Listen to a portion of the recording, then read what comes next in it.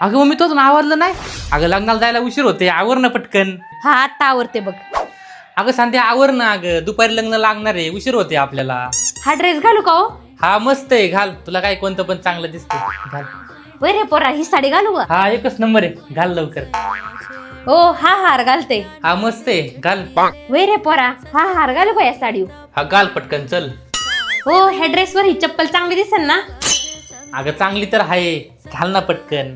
ही चप्पल चांगली दिसेल ना मला? अगं चांगली आहे, घाल कोणती तरी. काय? हो ही पर्स चांगली दिसेल ना?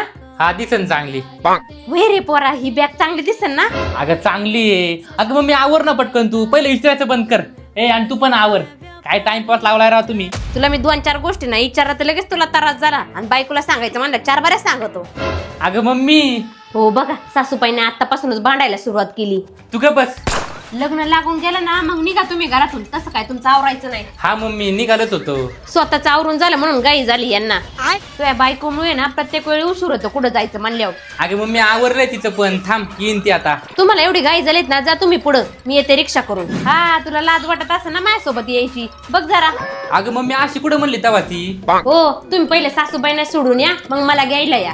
सासू सुना वेगळ्या वेगळ्या गेल्यावर तुझं काय जातं, लोक मलाच नाव ठेवतात. तुम्हीच असं करताय म्हणल्या लोक तर बोलणारच ना. तुम्ही दोघच जा, मलाच यायचं नाही लग्नाला, जा.